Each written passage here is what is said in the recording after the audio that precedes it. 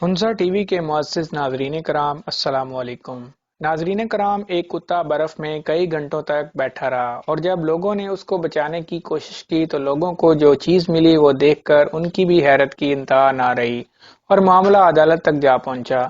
ناظرین کرام، یہ کہانی روس کے لیکٹوسیکے نامی ضلع میں پیش آئی جو کہ سائبیریا میں موجود ہے۔ جنوری کا موسم تھا اور برف سے ہر چیز بھری پڑی تھی۔ صبح صبح ایک گھر کے قریب کچھ لوگوں نے ایک کتے کو برف میں بیٹھے دیکھا کہ کتا مکمل طور پر برف میں دفن ہو چکا تھا اور اس کی صرف ایک ٹانگ باہر موجود تھی۔ عام حالات میں یہ جانور برف میں کہیں چھپ جاتے ہیں، لیکن یہ کتا اس گھر کے بالکل باہر برف میں ایسے بیٹھا تھا جیسے اسے سردی نہیں لگتی۔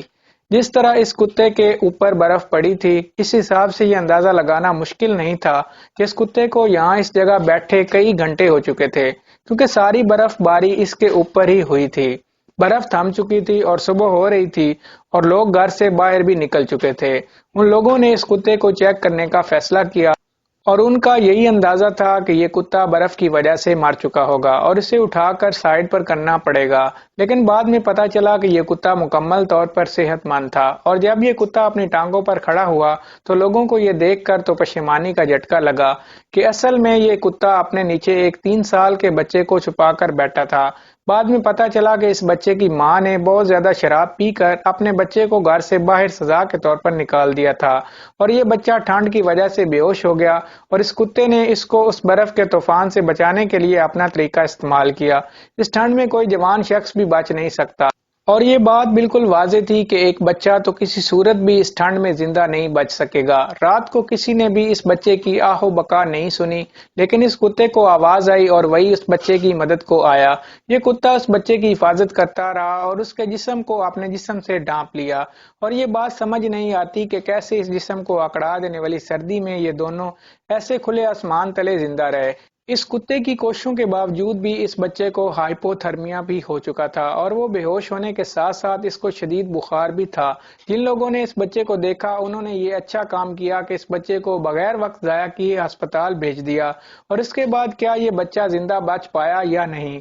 اس بارے میں بھی ہم ناظرین کو بتائیں گے۔ لیکن اس سے پہلے کہ ویڈیو کو مزید آگے بڑھایا جائے، اگر آپ ہنزا ٹی وی کے نئے ناظرین میں سے ہیں تو ہمارے چینل کو سبسکرائب کر لیں۔ ڈاکٹرز نے فوراً سے اس بچے کو آئی سی یو میں رکھ دیا اور کچھ گھنٹوں کی انتھک محنت کے بعد ڈاکٹرز یہ اعلان کر چکے تھے کہ یہ بچہ خطرے سے باہر ہے۔ اس بچے کے زندہ بچ جانے کی سب سے بڑی وجہ یہ کتا تھا اور اب وہ عورت جس کو ماں کہنا بھی لفظ ماں کی توہین ہے، اس پر کیس بن چکا تھا اور اس کو 4 دنوں کے بعد گرفتار کر لیا گیا اور جس وقت اس کو گرفتار کیا گیا اس وقت بھی وہ شراب کے نشے میں اس قدر دھت تھی کہ اس کو یہ تک معلوم نہیں تھا کہ کون اسے کیا پوچھ رہا ہے اور اس کو کہاں لے کر جایا جا رہا ہے۔ اس عورت کے خلاف عدالت میں کیس شروع ہو چکا تھا